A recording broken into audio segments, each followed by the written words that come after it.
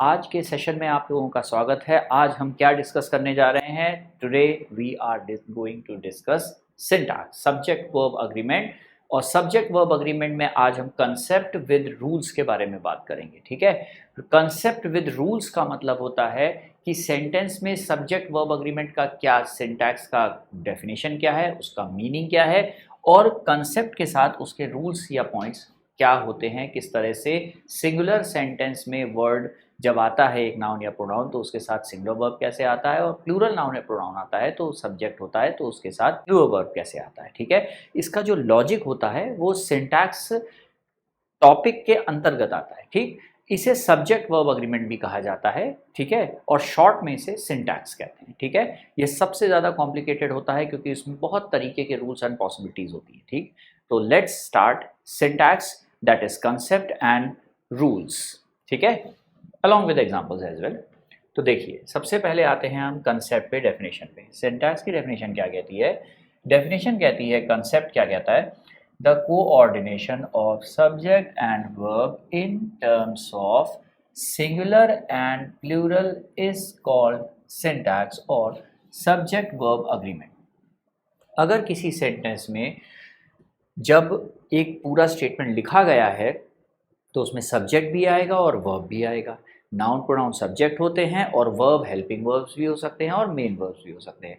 तो जब किसी सेंटेंस में सब्जेक्ट के साथ, नाउन प्रोनाउन के साथ वर्ब को ध्यान में रखा जाता है कि सिंगुलर सब्जेक्ट है तो सिंगुलर वर्ब और प्लूरल सब्जेक्ट है तो प्लूरल वर्ब, तो इन दोनों का आपस में जो कोऑर्डिनेशन होता है, हिंदी में कहा जाए तो सामंजस्य होता है या एडजस्टमेंट होता है, या जिस लॉजिक के बेस पर सिंगुलर सब्जेक्ट के साथ सिंगुलर वर्ब, प्लूरल सब्जेक्ट के साथ प्लूरल वर्ब आता है, तो इस कोऑर्डिनेशन को, इस एडजस्टमेंट की प्रोसेस का नाम होता है सिंटैक्स, या इसे सब्जेक्ट वर्ब अग्रीमेंट के नाम से भी जाना जा सकता है। पूरा जो नाम है वो है सब्जेक्ट वर्ब अग्रीमेंट, और शॉर्ट में क्या लिखा जाता है? इसे शॉर्ट में लिखा जाता है सिंटैक्स। ठीक, यहां तक बात समझ में आए? सिंगुलर के साथ सिंगुलर, प्लूरल के साथ प्लूरल, और इसके लॉजिक को कहते हैं सिंटैक्स या सब्जेक्ट वर्ब अग्रीमेंट। अब देखते हैं एग्जाम्पल्स को, पहले बेसिक आइडिया समझ लेते हैं। जैसे हमने कहा, पहला स्टेटमेंट है he works in this organisation. तो देखिए, वर्क्स जो है ये ही की वजह से आ रहा है, ये है सब्जेक्ट और ये है वर्ब। सिंगुलर सब्जेक्ट है, सिंगुलर प्रोनाउन है तो सिंगुलर वर्ब आया हुआ है। ठीक, तो सिंगुलर के साथ सिंगुलर, क्योंकि वर्ब में जब हम एस या ई एस लगाते हैं तो वो वर्ब जो होता है क्या हो जाता है? सिंगुलर हो जाता है। ठीक, और एस और एस जब हटा देते हैं तो वो हो जाता है प्लूरल। इसी चीज़ को यहाँ पर देखते हैं अगले में, ही की जगह पे दे आ गया। दे क्या है? प्लूरल है, तो यहाँ वर्क में क्या चेंज आया? वर्क्स की जगह पर वर्क हो गया। यहाँ एस और एस यहाँ पर आते ही क्या हो गया? कैंसिल हो गया, क्योंकि प्लूरल वर्ब में एस और एस का यूज हम नहीं करते हैं। ठीक, तो ही वर्क्स और they work in this organisation. ठीक, ये पूरा स्टेटमेंट सिंगुलर था, ये पूरा स्टेटमेंट प्लूरल हो गया। ठीक, नेक्स्ट में some people are very honest. तो सम मतलब कुछ, तो एक से ज्यादा होंगे, पीपल प्लूरल है इसीलिए वर्ब कैसा आया है? Plural. Some people are very honest, कुछ लोग बहुत ईमानदार होते हैं। नेक्स्ट में he and I are very good friends.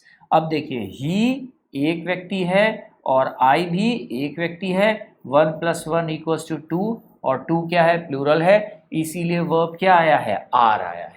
ठीक है, तो अगर दो लोगों की बात की जाती है और कंजंक्शन एंड से दो या दो से ज़्यादा नाउन या प्रोनाउन जोड़े जाते हैं तो ऐसी कंडीशन में जो वर्ब होता है वो सिंगुलर की जगह पे प्लूरल हो जाता है। ठीक, यहां तक समझ में आया?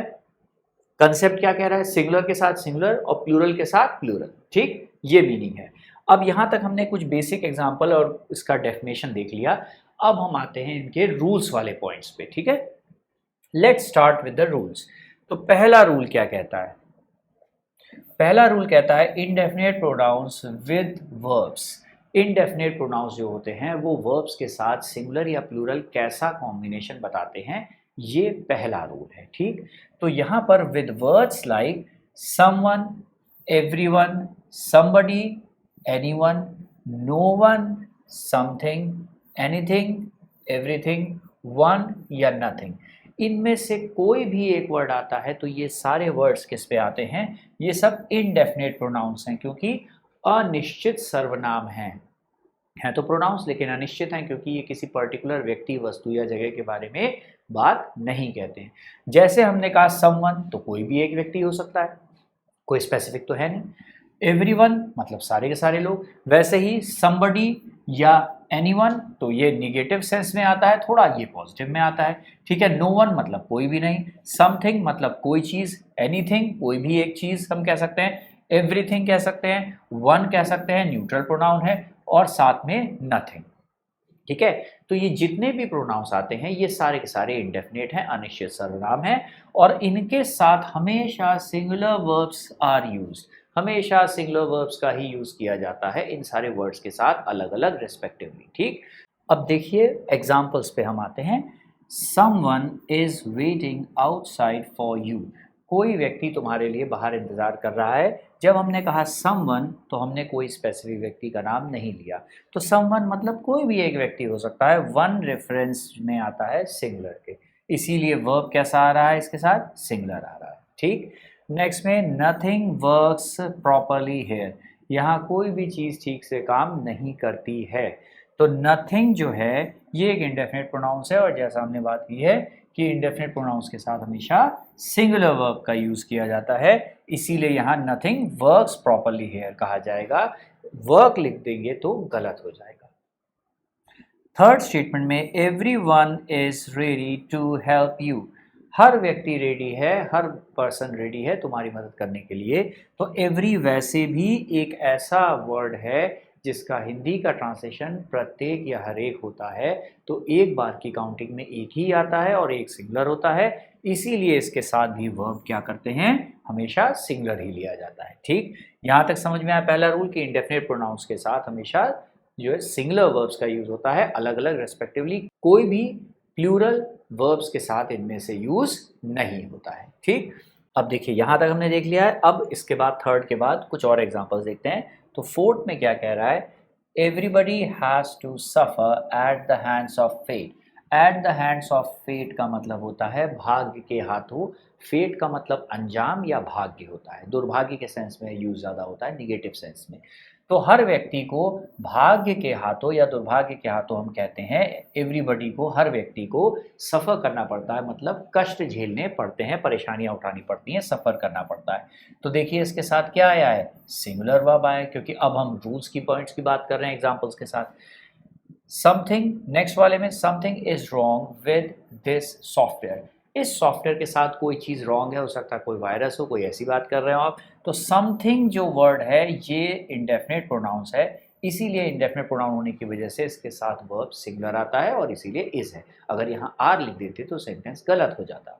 नेक्स्ट में everything is important in life, हर चीज़ की इम्पोर्टेंस होती है लाइफ में, ठीक है। तो यहाँ पर एवरीथिंग के साथ एवरीबडी एंड एवरीथिंग, हर चीज़ को और हर व्यक्ति को, सब कुछ को मिला करके कहा गया है, और एवरीथिंग इंडेफिनेट प्रोनाउन है, किसी को स्पेसिफाई नहीं करता, इसीलिए वर्ब हमेशा सिंगुलर आता है। नेक्स्ट में सेंटेंस, अब देखिए आप यहाँ पर क्वेश्चन मार्क लगा है, इंट्रोगेटिव सेंटेंस है, लेकिन इंट्रोगेटिव सेंटेंस तो शुरू होते हैं हेल्पिंग वर्ब से। तो जब हेल्पिंग वर्ब से जब शुरू होते हैं तो इन हेल्पिंग वर्ब्स के बाद हम सीधे चलेंगे, जो पहला वर्ड मिलेगा वो ही मेन सब्जेक्ट मान लिया जाएगा, और वर्ब का सिंगुलर या प्लूरल होना मेन सब्जेक्ट के अनुसार होता है। यहाँ मेन सब्जेक्ट्स जो वर्ड हैं इन दोनों स्टेटमेंट्स में वो क्या है, एनीवन और एनीबडी, जो कि क्या है, इंडेफिनेट प्रोनाउंस है। और अभी बात हुई थी इंडेफिनेट प्रोनाउंस के साथ हमेशा सिंगुलर वर्ब आता है, चाहे इंट्रोगेटिव ही सेंटेंस क्यों ना हो जिसमें वर्ब पहले आता है। इसीलिए is there anyone interested in buying a house, क्या कोई एक व्यक्ति इंटरेस्टेड है किसी एक घर को खरीदने में, तो यहाँ इज किसके लिए आ रहा है, एनीवन के लिए आ रहा है। वैसे ही नेक्स्ट वाले में इज देयर एनीबडी लिसनिंग, क्या कोई सुन रहा है, तो कोई भी एक व्यक्ति के बारे में आप कह रहे हैं, तो ये इज किसके लिए आ रहा है, एनीबडी के लिए आ रहा है, और यहाँ इस किसके लिए आ रहा है, एनीवन के लिए आ रहा है, ठीक। नेक्स्ट में was there anything left in the bag, क्या बैग में कोई भी चीज़ बची है, तो यहाँ पर वॉज किसके लिए आ रहा है, वॉज एनीथिंग के लिए आ रहा है यहाँ पर, और सेंटेंस इंट्रोगेटिव है, ठीक है, क्योंकि क्वेश्चन मार्क लगा है। तो इसमें क्या बात है कि अगर इंट्रोगेटिव सेंटेंस है तब भी इंडेफिनिट प्रोनाउंस के साथ वर्ब सिंगुलर ही आता है, इंट्रोगेटिव या पॉजिटिव होने से कोई फर्क नहीं पड़ता। 10th में each student has to do his या her work with dedication. Each एक ऐसा वर्ड है जिसका मतलब है प्रत्येक या हर एक, इसीलिए ईच के बाद आने वाला जो नाउन होता है वो हमेशा सिंगुलर होगा, ध्यान रहे। और क्योंकि नाउन सिंगुलर है इसीलिए वर्ब भी कैसा होगा, सिंगुलर होगा। और आगे रिलेटिव प्रोनाउन, ये दोनों क्या है, रिलेटिव प्रोनाउंस हैं, ठीक है। किसके रिलेशन में, ये दोनों वर्ड्स किसके रिलेशन में आए हैं, ये दोनों वर्ड स्टूडेंट के लिए आए हैं। अब स्टूडेंट का जेंडर हमें नहीं पता है, इसलिए मैस्कुलिन जेंडर के लिए हिज और फेमिनिन जेंडर के लिए हर, दोनों में से किसी भी एक का यूज कर सकते हैं, लेकिन देयर THEIR का इस्तेमाल नहीं करेंगे क्योंकि वो प्लूरल हो जाएगा और सेंटेंस या तो सिंगुलर होता है या प्लूरल। तो ईच की प्रॉपर्टी है, इसके साथ नाउन भी सिंगुलर हो जाता है, वर्ब भी सिंगुलर हो जाता है, और आगे का सेंटेंस में कोई हिज हर देयर कोई रिलेटिव प्रोनाउन हो तो वो भी हमेशा सिंगुलर ही रहेगा, हिज या हर रहेगा, कभी भी देयर का यूज हम नहीं कर सकते हैं, ठीक। तो इस तरह हमने देखा कि इंडेफिनिट प्रोनाउंस के साथ एग्जांपल्स में हमेशा सिंगुलर वर्ब्स होते हैं पूरे स्टेटमेंट में, ठीक। अब यहां तक हम बात कर चुके हैं, अब नेक्स्ट पॉइंट पे आते हैं। नेक्स्ट क्या है, सेकेंड वाला रूल क्या कहता है कि विद नाउन्स डिनोटिंग क्वालिटी और स्टेट और a specific action singular verbs are used. ऐसे नाउन्स जो डिनोट करते हैं, ऐसे संज्ञा जो डिनोट करते हैं कोई क्वालिटी, जैसे ऑनेस्टी हो गया, करेज हो गया, जैसे स्टेट हो गया, ग्रोथ हो गया, डेवलपमेंट हो गया, कोई एक स्टेट है, अवस्था है, कोई टीन एज, कोई ओल्ड एज, कोई अवस्था ही तो है ये, किसी को बीमार होना, इलनेस, ये क्या है, अवस्था होती है। या कोई स्पेसिफिक एक्शन जो है डिनोट करते हैं किसी प्रकार का कोई भी स्पेसिफिक एक्शन, तो हमेशा इनके साथ सिंगुलर वर्ब्स का ही यूज़ किया जाता है, प्लूरल वर्ब्स का यूज़ नहीं किया जाता है, क्योंकि ये सारे वर्ड्स एब्स्ट्रैक्ट नाउन की कैटेगरी में आते हैं, भाववाचक संज्ञा की कैटेगरी में आते हैं, और एब्स्ट्रैक्ट नाउन्स के साथ सिंगुलर वर्ब्स का यूज़ किया जाता है इसलिए।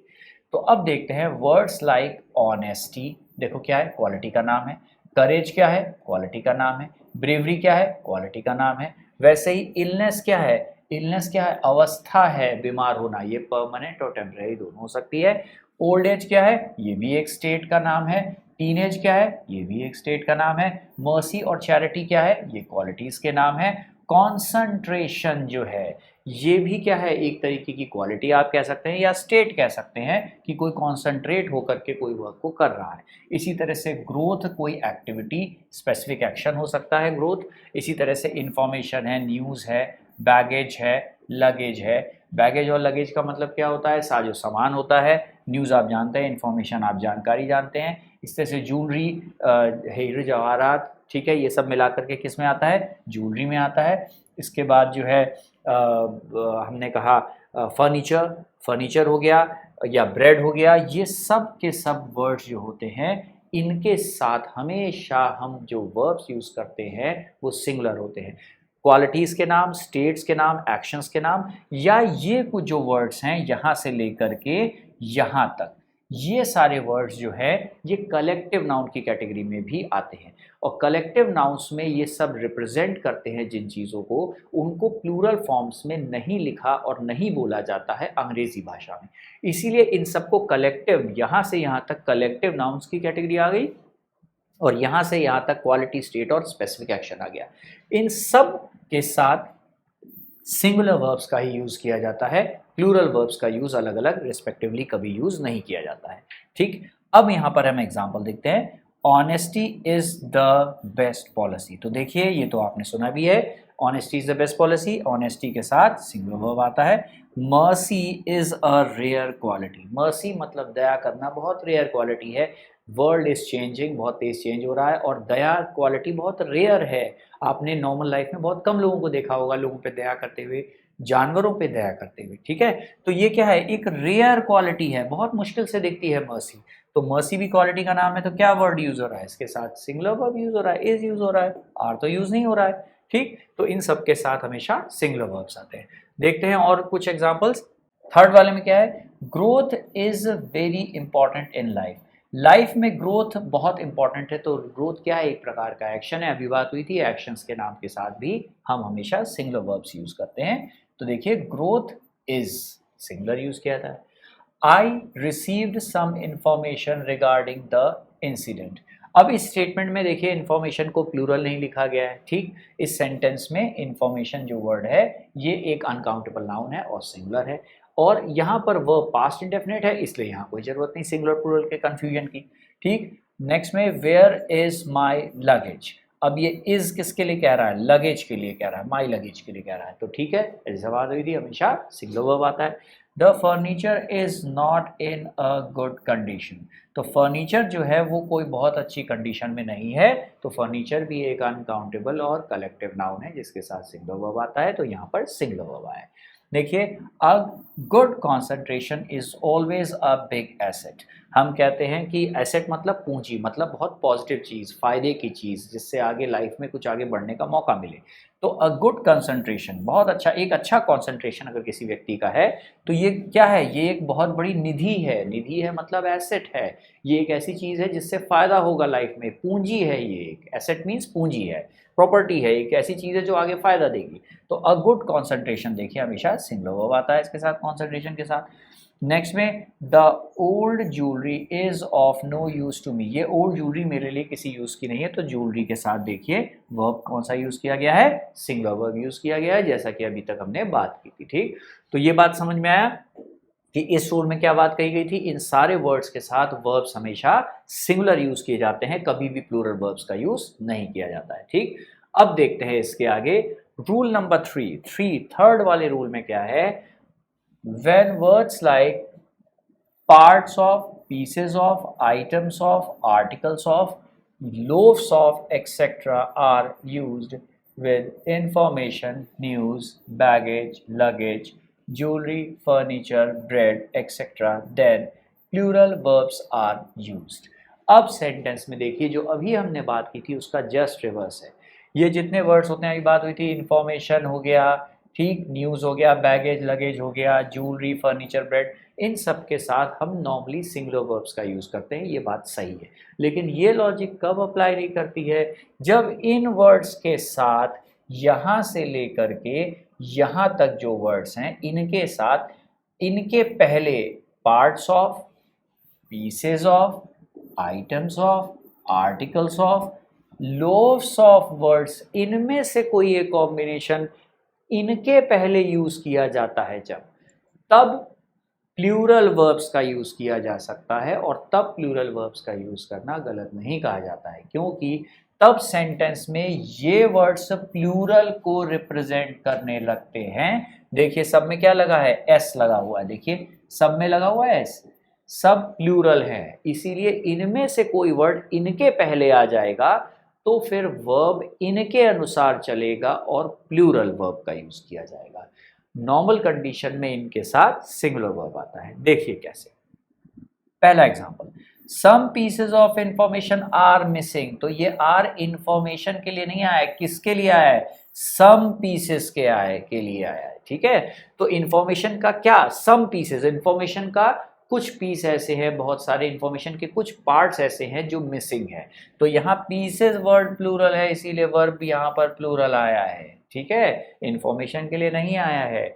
सेकेंड में several items of jewellery are fake, बहुत सारे ज्वेलरी के ऐसे आइटम्स हैं जो फेक हैं, मतलब नकली है, तो ये आइटम्स के लिए आर का यूज किया गया है, ज्वेलरी के लिए नहीं आया है।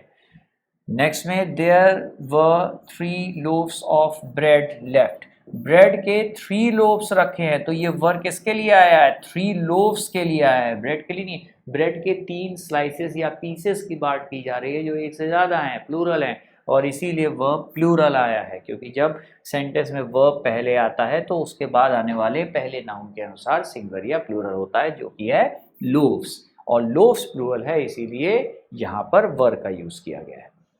Some articles of baggage were kept in the adjoining room, adjoining का मतलब सटा हुआ रूम, जस्ट बगल में जो रूम है उसके लिए कहा जा रहा है कि some articles of baggage, baggage के कुछ आर्टिकल्स, तो यहाँ पर आर्टिकल्स प्लूरल है, इसीलिए वर्ब क्या यूज किया गया है, प्लूरल। ये वर्ब किसके लिए आ रहा है, आर्टिकल्स के लिए आ रहा है। बैगेज के कई आर्टिकल्स हैं, कई पार्ट्स हैं या कई आइटम्स हैं, बहुत सारे जो है, कई जिसमें साजो सामान बहुत सारी चीज़ें हो सकती हैं, छोटा बैग होता है, बड़ा बैग होता है, लगेज होता है, ठीक है, अटैची होती है, बहुत सारी चीज़ें होती हैं, तो उनके लिए कहा जा रहा है आर्टिकल्स, ठीक है, ये प्लूरल है, इसलिए वर्ब यहाँ पर प्लूरल आ गया है। ठीक है, ये बात समझ में आई कि कब सिंगुलर और कब प्लूरल। ठीक, अब आते हैं हम नेक्स्ट वाले रूल पे, rule number 4।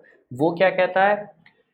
With phrases like a good many, a great many, plural nouns and plural verbs are used।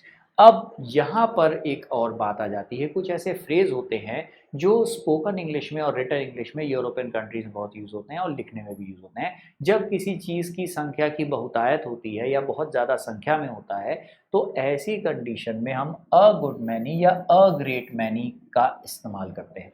Confuse मत होइएगा, ए जो है वो सिंगुलर को रिप्रेजेंट करता है, ठीक। लेकिन जब ये आता है गुड मैनी या ग्रेट मैनी, तो इसका हिंदी का ट्रांसलेशन कुछ इस प्रकार बनेगा, a good many a great many, मतलब बहुत अच्छी खासी संख्या में लोग या चीज़ें जो एक से ज़्यादा है।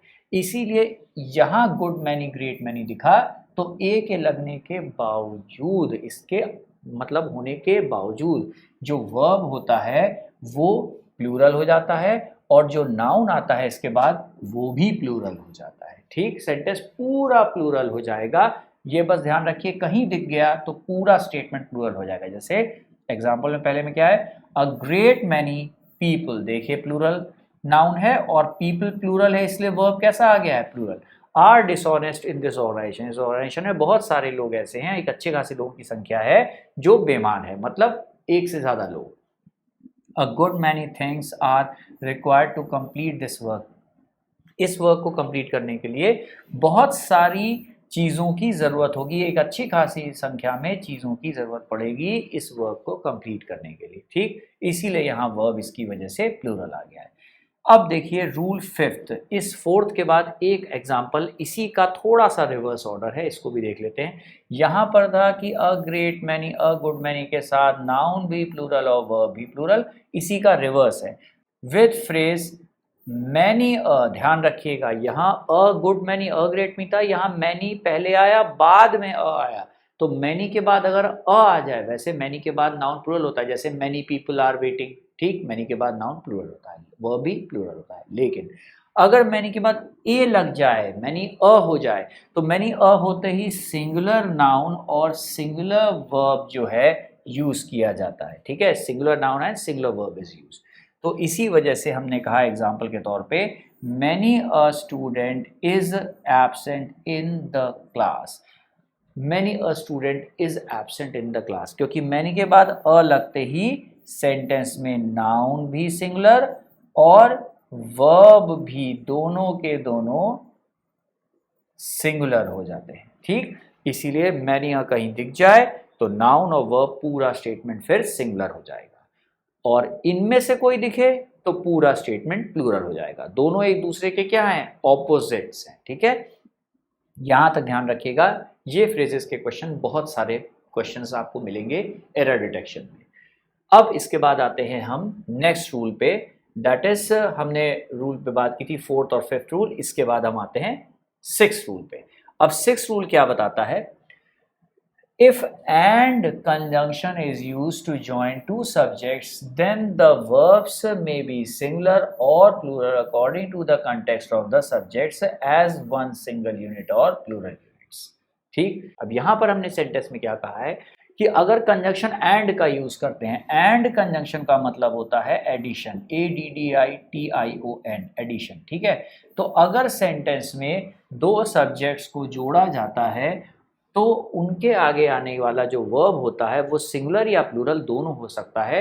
कंटेक्स्ट मतलब संदर्भ में सब्जेक्ट्स के, कि सेंटेंस में एंड कंजंक्शन मान लीजिए ये लिखा है, तो एंड के पहले और एंड के बाद में जो नाउन आएगा यहाँ भी, तो ये नाउन और ये नाउन, अगर ये दोनों नाउन एक ही यूनिट को रिप्रेजेंट करते हैं, मतलब दो अलग अलग नाम हैं, लेकिन जिस चीज़, वस्तु, व्यक्ति या जगह के बारे में बात कर रहे हैं वो है सिंगुलर, या दो अलग अलग चीज़ें हैं जो एक यूनिट की तरह इस्तेमाल हो रही हैं, इस्तेमाल एक साथ होता है, उनका प्रयोग एक साथ होता है एक यूनिट के रूप में, ऐसी बात सिंगुलर समझ में आती है तो सिंगुलर वर्ब का यूज किया जाता है। और अगर नाउन जो एंड के लेफ्ट और राइट साइड में आता है वो अलग अलग चीज़ों को रिप्रेजेंट करता है, मतलब दो या दो से ज़्यादा चीज़ों को रिप्रेजेंट करता है, तो ऐसे में जो, अब ऐसी कंडीशन में जो वर्ब आता है वो फिर प्लूरल होता है। ठीक है, ये ध्यान रखिएगा। अगर ये दोनों एक यूनिट को रिप्रेजेंट करते हैं तो सिंगुलर, और एक से ज्यादा यूनिट को रिप्रेजेंट करते हैं तो प्लूरल वर्ब का यूज हम करते हैं। ठीक, तो अब इस बात को कंफर्म करने के लिए हम एग्जांपल में देखते हैं। ही एंड आई आर फ्रेंड्स। ही एक व्यक्ति, आई एक व्यक्ति, कम से कम मिलकर के कितने हो गए? दो, और दो क्या है? प्लूरल है, टू, इसीलिए यहाँ क्या यूज किया गया? आर यूज किया गया। ठीक, एक सिंपल एग्जांपल। अब देखते हैं, the manager and the accountant are doing well. अब यहाँ पर एंड के इस तरफ एक नाउन लिखा है, इस तरफ भी एक नाउन लिखा है। इस नाउन के पहले आ रहा है द, इस नाउन के पहले भी आ रहा है द, तो दोनों लोग अलग अलग हैं, क्योंकि द एक डेफिनेट आर्टिकल है। जब दो नाउन्स के पहले द आता है तो दोनों अलग अलग हो जाते हैं। तो अकाउंटेंट अलग है और मैनेजर अलग है, तो दो अलग अलग लोग हैं, तो दो प्लूरल है, इसीलिए वह प्लूरल है। अब देखिए इसी सेंटेंस को दोबारा देखते हैं, लेकिन इसी सेंटेंस में इस बार मैनेजर के पहले द लगा है, एंड एज इट इज है, लेकिन अकाउंटेंट के पहले द का इस्तेमाल नहीं किया गया है। तो अगर दो नाउन्स एंड के साथ रखे हैं, इसके भी पहले द है, इसके भी पहले दे है, तो दो अलग अलग लोग हो गए, इसलिए वर्ब हो गया प्लूरल। ठीक, दो अलग अलग लोग, इसलिए वर्ब प्लूरल। लेकिन अगर इसके पहले द और इसके पहले द नहीं है, इसका मतलब एक व्यक्ति है जो दो पोस्ट पे कार्यरत है, वो मैनेजर का कार्यभार भी संभाल रहा है और अकाउंट्स वाला डिपार्टमेंट भी देख रहा है, अकाउंटेंट का काम भी कर रहा है। तो व्यक्ति एक है, भले ही वो दो पोस्ट पे कार्यरत हो, लेकिन व्यक्ति तो एक है, और एक सिंगुलर है, इसीलिए वर्ब कैसा हो गया? सिंगुलर। तो सारा खेल यहाँ पर क्या था? द का। दोनों के साथ द आया, दो अलग अलग लोग, प्लूरल वर्ब। इधर द आया, इधर नहीं आया, एक व्यक्ति, पोस्ट दो है लेकिन व्यक्ति एक, इसलिए वर्ब सिंगुलर हो गया। ठीक, नेक्स्ट में horse and carriage is waiting outside. अब देखिए घोड़ा गाड़ी, हॉर्स एंड कैरेज वैसे तो दो अलग अलग चीजें हैं, लेकिन इस्तेमाल तो एक बग्गी के रूप में हुआ करते थे। इंजन की इन्वेंशन से पहले यूज होते थे बग्गी, घोड़ा गाड़ी जिसे कहते थे। एक मोड ऑफ ट्रांसपोर्ट हुआ करता था, एक व्हीकल की तरह यूज होता था। तो जब ये एक व्हीकल की तरह यूज होता था तो horse and carriage is waiting outside आप कहेंगे, घोड़ा गाड़ी बाहर इंतजार कर रही है, क्योंकि घोड़ा गाड़ी एक साथ चलेगी, अलग अलग थोड़ी हो जाएगी। तो ऐसे कंटेक्स्ट में वर्ब हमेशा सिंगुलर यूज किया जाएगा, प्लूरल वर्ब का यूज नहीं किया जाएगा। ठीक है, यहां तक समझ में आया है? अब देखते हैं इसके बाद हम कुछ और एग्जांपल्स इस बात को कंफर्म करने के लिए।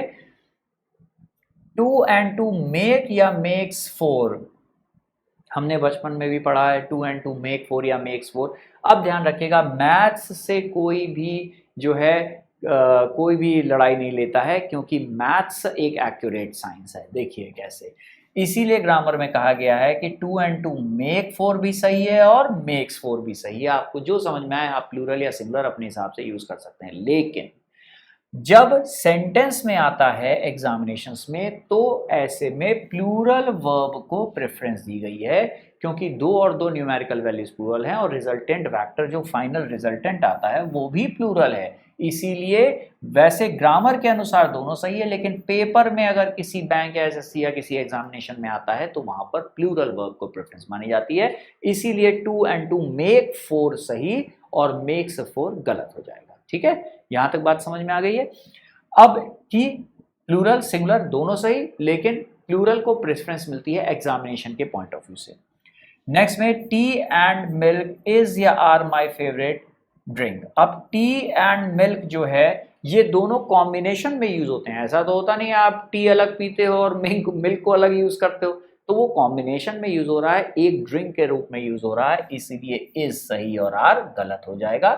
इज माई फेवरेट ड्रिंक, ठीक है, क्योंकि मिक्सचर के रूप में यूज हो रहा है। ऐसी चीजें जिनका इस्तेमाल एक साथ होता है वर्ब सिंगुलर आता है। Bread and butter is a tasty breakfast. Bread and butter एक टेस्टी ब्रेकफास्ट बनाता है। तो ब्रेड एंड बटर किस तरह यूज में होता है? सैंडविच के रूप में आप यूज करते हैं, ब्रेड एंड बटर को एक सैंडविच के रूप में यूज करते हैं ना, तो इसीलिए एक सिंगुलर के सेंस में आ रहा है, इसीलिए यहां पर सिंगुलर वर्ब का यूज किया जाएगा और प्लूरल वर्ब का यूज नहीं होगा। टाइम एंड टाइड वेट या वेट्स फॉर नन। अब यहां पर ये क्या है? ये एक सेइंग है, SAYING। सेइंग मतलब एक लोकोक्ति, मुहावरे या कहावतों की तरह इडियम फ्रेजेस के लिए यूज होती है और इसमें कोई रूल नहीं चलता, ये तो एज इट इज है, जैसा बन गया वैसा बन गया। तो हिंदी में भी ट्रांसलेशन इसका प्लूरल है समय और ज्वार भाटा किसी का रास्ता नहीं देखते, मतलब समय और पानी में जो टाइड आता है जो समुद्र के किनारे, ठीक है, वो अपने हिसाब से आता है, अपने हिसाब से चला जाता है। मून और अर्थ के पुल से आप जानते ही हैं टाइड आता है वेव्स में। तो यहाँ पर time and tide wait for none सही माना गया है प्लूरल वर्ब का यूज, क्योंकि हिंदी में भी समय और ज्वार भाटा किसी का रास्ता नहीं देखते, हिंदी में भी प्लूरल है, इसलिए यहाँ भी प्लूरल सही माना जाएगा। नेक्स्ट में राइस एंड करी इज या आर माई फेवरेट लंच। तो यहाँ पर इज या आर, राइस एंड करी हिंदी में जैसे दाल भात आप मिक्स करके ही तो खाते हैं, एक मिक्सचर के रूप में खाते हैं, एक यूनिट के रूप में, इसीलिए वर्ब सिंगुलर सही और प्लूरल गलत हो जाएगा यहाँ। नेक्स्ट में कॉफी एंड शुगर बिल्कुल इसी की तरह है, देखिए इन दोनों को मिक्स करते हैं, एक कॉफी एंड शुगर को भी तो मिक्स करते हैं, तो जब मिक्स करके खाएंगे तो singular verb is what I like in the morning, ठीक। तो यहाँ भी एक ड्रिंक की बात कर रहे हैं, कॉम्बिनेशन की बात कर रहे हैं, इसलिए वर्ब जो होगा वो सिंगुलर आएगा, ठीक। तो यहाँ तक बात समझ में आई है। तो अब आते हैं हम सेवेंथ रूल पे। सेवेंथ रूल क्या कहता है? सेवेंथ रूल ये कहता है कि with words like as well as, with, together with, and not, no less than, in addition to, including, like, the, etc. the verbs follow the first subject।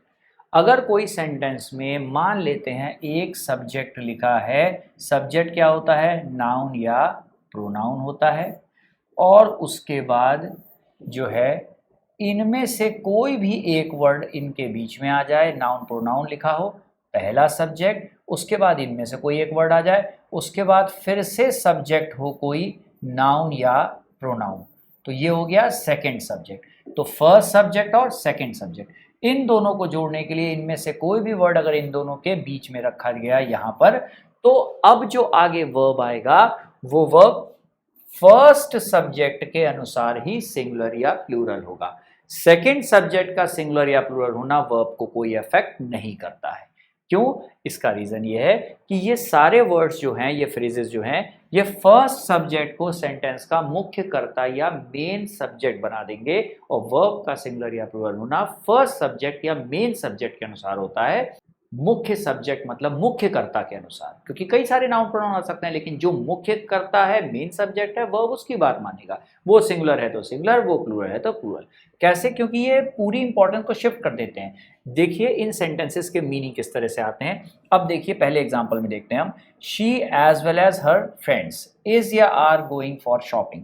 अब as well as ये पहला subject, और ये friends क्या हो गया? दूसरा subject हो गया। She as well as her friends मतलब वो अपने दोस्तों के साथ, वो ही नहीं बल्कि उसके दोस्त भी, तो हमने कहा she as well as her friends. तो यहाँ पर मेन जाने वाला व्यक्ति कौन है? वो है शी, और उसके साथ उसके दोस्त भी जा रहे हैं, तो मेन व्यक्ति हो गया शी, वो सिंगुलर है इसीलिए वर्ब सिंगुलर होगा, ठीक, प्लूरल वर्ब नहीं। Is going for shopping. अब एज वेल एज की जगह आप विद रख के देख लो, टुगेदर विद रख के देख लो, एंड नॉट अगर लगाते हैं तो क्या मीनिंग बनेगा? She and not her friends, वो और उनके दोस्त नहीं, तो मेन जाने वाला व्यक्ति तो वही था, तो तब भी वर्ब कैसा रहेगा? सिंगुलर ही रहेगा। इसी तरह सारे वर्ड्स इस एज वेल एज की जगह पे कोई भी वर्ड रख के देखेंगे, वर्ब पहले ही सब्जेक्ट की बात मानेगा, और बाकी के एग्जाम्पल में भी यही बात दर्शाई गई है। जैसे ही विद हिज ब्रदर्स वॉज या वर गोइंग टू स्कूल, तो ये पहला सब्जेक्ट हो गया, विद आ गया, ये हो गया दूसरा सब्जेक्ट, ये प्लूरल हो गया, ये सिंगुलर हो गया, तो ये वर्ब किसके अनुसार आएगा? पहले के अनुसार, मतलब वॉज सही और वर गलत हो जाएगा, ठीक। नेक्स्ट में the officer together with the members of the team, तो यहां पर ऑफिसर कैसा है? सिंगुलर है। मेंबर्स ऑफ द टीम में मेंबर क्या है? मेंबर्स प्लूरल है, तो ये वॉज और वर किसकी बात मानेगा? ऑफिसर की, क्योंकि पहला सब्जेक्ट ये है और ये है second subject, first subject singular है तो वॉज होगा ना कि were. The officer together with the members of the team was looking for the documents, ठीक है, ऑफिसर अपनी टीम के मेंबर्स के साथ जो है डॉक्यूमेंट्स को ढूंढ रहा है, तो मेन ढूंढने वाला व्यक्ति कौन है? जो इंस्ट्रक्शन दे रहा है वो है ऑफिसर, वो की सिंगुलर है, इसीलिए वर्ब सिंगुलर होगा, ठीक। अब इसके बाद हम देखते हैं कुछ और एग्जांपल्स इसके। फोर्थ में क्या होता है? The teachers and not the principal. अब देखिए टीचर्स प्लूरल है, प्रिंसिपल सिंगुलर है, तो इज या are checking the test papers, तो ये वर्ब किसके अनुसार आएगा? टीचर्स के अनुसार। टीचर्स क्या है? प्लूरल है, इसलिए इस बार आर सही, इज गलत हो गया, ठीक, ध्यान देगा, फर्स्ट सब्जेक्ट के अनुसार चल रहा है। These books in addition to the brochure। अब यहाँ पर बुक्स प्लूरल है, ब्रोशर सिंगुलर है, बुक्स प्लूरल है, तो इसके अनुसार क्या हो जाएगा, ये या ये होगा, ये सही और ये गलत। आर रेडी हो जाएगा ना कि इस, क्योंकि बुक्स जो है प्लूरल है, ब्रोशर सिंगुलर है। नेक्स्ट में इंक्लूडिंग है पहला सब्जेक्ट, ये द रिपोर्ट दैट इज दूसरा सब्जेक्ट। डॉक्यूमेंट्स प्लूरल है, रिपोर्ट सिंगुलर है, इसीलिए ये वर्ब किसकी बात मानेगा, इसकी, और ये प्लूरल है इसलिए हैव सही और हैज गलत। The documents including the report have to be submitted होगा, ना कि हैज टू बी।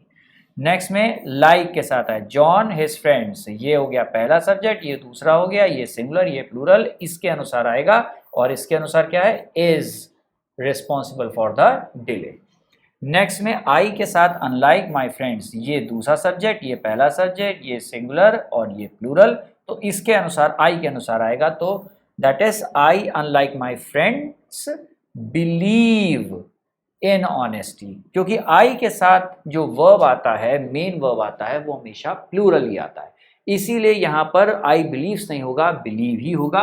अब देखिए ये भी प्लूरल है, लेकिन वर्ब का सिंगुलर या प्लूरल होना फर्स्ट के बेस पे डिसाइड किया जा रहा है, इसलिए यहां बिलीव ही होगा, बिलीव्स का इस्तेमाल नहीं कर सकते क्योंकि आई के साथ प्लूरल वर्ब आता है। ठीक, तो यहां तक आपको समझ में आया किस तरह से बातें वर्क कर रही हैं। हम रूल्स के साथ एग्जाम्पल्स देखते चले जा रहे हैं। इसके बाद 8th रूल पे पहुंचते हैं। 8th रूल कहता है if two subjects are joined by either और नाइदर नॉर या नॉट ओनली और but also then the verbs follow the subject nearest to it. कभी कभी क्या होता है, कोई एक सेंटेंस को दो कंजंक्शंस के रिलेटिव से जोड़ा जाता है, जैसे आइदर और का मतलब या तो ये या तो वो, नाइदर नॉर का मतलब ना तो ये ना तो वो, तो ये पॉजिटिव है और ये निगेटिव बात कह रहा है। नॉट ओनली बट ऑल्सो का मतलब ये ही नहीं बल्कि वो भी, ये इनके हिंदी के ट्रांसलेशन हो गए। तो ऐसी जब पॉइंट्स पे आता है तो जो वर्ब होता है वो अपने नियरेस्ट सब्जेक्ट के अनुसार आता है, मतलब वर्ब के जस्ट पहले जो सब्जेक्ट होगा उसकी बात मानेगा। हम ये भी कह सकते हैं कि अगर दो सब्जेक्ट आते हैं तो सेकंड सब्जेक्ट की बात मानेगा, उसमें फर्स्ट सब्जेक्ट इसमें सेकंड सब्जेक्ट। देखिए आइदर और, neither nor, not only but also. ठीक, तो आइदर ही और हिज फ्रेंड्स, तो ये क्या हो गया, वर्ब। अब वर्ब्स के यहां पर वर्ब्स लिखे हैं दोनों, इन दोनों का सबसे करीबी वर्ड कौन सा मिला, नियरेस्ट कौन सा मिला, फ्रेंड्स। और ये पहला सब्जेक्ट है, ये दूसरा सब्जेक्ट है, तो दूसरे सब्जेक्ट की बात मानेगा या नियरेस्ट सब्जेक्ट की बात मानेगा, कहें तो भी गलत नहीं है। और फ्रेंड्स प्लूरल है इसलिए आर आ जाएगा, इस गलत हो गया। ठीक, सेकंड सब्जेक्ट या nearest subject. Neither the students not the teacher, अब ये स्टूडेंट्स प्लूरल है, टीचर सिंगुलर है, वर्ब ये है, वर्ब के पास क्या लिखा हुआ है, टीचर, जो कि क्या है सेकंड सब्जेक्ट, सेकंड सब्जेक्ट क्या है सिंगुलर, इसलिए सिंगुलर सही प्लूरल गलत। ठीक, इज एब्सेंट होगा, आर एब्सेंट नहीं होगा। इसी तरह से not only the management but also the employees, तो ये सिंगुलर है, ये प्लूरल है, ये पहला सब्जेक्ट, ये दूसरा सब्जेक्ट, ये वर्ब है, वर्ब अपने नियरेस्ट की बात मानेगा जो क्या है एम्प्लॉइज, एम्प्लॉइज क्या है प्लूरल, इसलिए हैव सही और हैज गलत हो गया। Not only the management but also the employees have accepted the offer होगा, ना कि हैज एक्सेप्टेड द ऑफर। ठीक, ये समझ में आया, सेकंड सब्जेक्ट या नियरेस्ट सब्जेक्ट, जब दो सब्जेक्ट्स आए तब। ठीक है, अब इसके बाद देखते हैं हम 9th रूल क्या कहता है। If a sentence starts with all of, some of, many of, each of, 1/3 of, 2/3 of, a number of, the number of, या much of, etc., the verb agrees with the countable या uncountable nouns after them। अगर कोई sentence को start करने के लिए हम choice बताते हैं, क्या बताते हैं, CHOIC, चॉइस के लिए all of, some of, many of, ठीक है, ईच ऑफ, 1/3 ऑफ, 2/3 ऑफ, इन सब में मेन वर्ड क्या है, ऑफ। और ध्यान रखिएगा ऑफ लगते ही ये चॉइस या सिलेक्शन बताते हैं। सिलेक्शन के लिए total number of things come से कम 2 या 2 से ज़्यादा होनी चाहिए, तभी हम सिलेक्शन कर सकते हैं। इसीलिए इन सब के बाद जैसा नाउन वैसा वर्ब, अगर काउंटेबल नाउन आता है तो वो प्लूरल होता है और इसीलिए वर्ब प्लूरल, अगर अनकाउंटेबल नाउन आता है तो वो सिंगुलर होता है और वर्ब इसीलिए सिंगुलर होता है। ये बात ध्यान में रखने वाली है, ये बेसिक रूल है। नाउन्स के हिसाब से ही वर्ब्स का सिंगुलर या प्लूरल में डिसाइड होता है। बस ये ध्यान रखना होता है कि काउंटेबल है या अनकाउंटेबल है, क्योंकि ये प्लूरल होगा और ये सिंगुलर होगा। ठीक है, ये ध्यान रहे। ठीक, हमेशा वो सिंगुलर, ये प्लूरल। अब बाकी हम एग्जांपल्स में देखते हैं। Some of the books, books plural है, काउंटेबल नाउन है, चॉइस है तो हमेशा प्लूरल होगा, ये प्लूरल है इसलिए आर माइन हो जाएगा। भाई ये आर किसके लिए आया है, ये बुक्स के लिए आया हुआ है। वैसे ही सम ऑफ यहां भी था, सम ऑफ यहां था, वाटर, वाटर क्या है, वाटर एक अनकाउंटेबल नाउन है, ये सिंगुलर है तो इसके साथ सिंगुलर वर्ब आएगा, is still left in the bucket हो जाएगा। अब इस बार प्लूरल गलत, सिंगुलर सही। नेक्स्ट में all of the students, students plural है इसलिए क्या सही है, हैव, हैज गलत, क्योंकि हैव किसके अनुसार आएगा, हैज, दैट इज हैव किसके साथ आएगा, स्टूडेंट्स के लिए आएगा। All of the students have completed. अब देयर, हिज, हर, इन तीनों में से किसको लिया जाए, तो all of the students plural था तो पूरा सेंटेंस प्लूरल हो जाएगा, तो all of the students have completed their work होगा, ना हर ना हिज, क्योंकि प्लूरल है तो फिर प्लूरल ही वर्ब हमें लिया पड़ेगा और उसके साथ प्लूरल वर्ब ही लेंगे और साथ में देयर रिलेटिव प्रोनाउन भी प्लूरल रहेगा। ठीक, अब इसके बाद देखते हैं कुछ और examples. Many of the people, many of के साथ प्लूरल नाउन आता है क्योंकि ये काउंटेबल नाउन्स को होता है, वो प्लूरल होता है, इसीलिए आर, इज नहीं, are affected by unemployment. Unemployment या बेरोजगारी से बहुत सारे लोग जो हैं वो अफेक्ट हुए हैं। ठीक है, कोई चॉइस है, बहुत सारे लोगों में से कई लोग ऐसे हैं, लोगों में से कई बहुत सारे लोग ऐसे हैं जो अफेक्ट हुए हैं। नेक्स्ट में ईच ऑफ के साथ फिर नाउन प्लूरल है, लेकिन अब ध्यान रखिएगा ईच ऑफ का मतलब है काउंटिंग में एक बार एक, तो हिंदी में अपवाद, इंग्लिश में एक्सेप्शन है, यहां हम एस्ट्रिक्स लगा दे रहे हैं, ध्यान रखिएगा ये थोड़ा सा अलग है। ईच ऑफ के बाद नाउन प्लूरल आता है लेकिन वर्ब सिंगुलर आता है क्योंकि ये वर्ब ईच ऑफ की वजह से होता है, इसीलिए यहां पर each of the books is worth reading, हर एक प्रत्येक बुक पढ़ने योग्य है, तो हम हर एक बुक को एक बार में तो एक ही पढ़ेंगे, बुक 10 किताबें तो एक साथ पढ़ नहीं लेंगे, इसीलिए ईच ऑफ के आते ही नाउन प्लूरल और वर्ब प्लूरल नहीं, इस बार सिंगुलर हो जाएगा। ये सिर्फ ईच के साथ होता है, अभी तक इनके साथ नहीं था ये बात।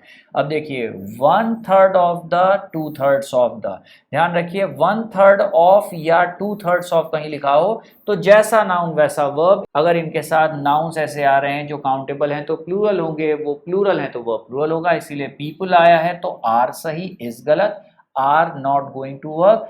2/3 ऑफ द आइडियाज के साथ प्लूरल है तो आर आ गया सही, are mine, not is mine. ठीक है, क्योंकि आइडियाज भी प्लूरल है, पीपल भी प्लूरल है, इससे यहां पर भी आर, यहां पर भी आर।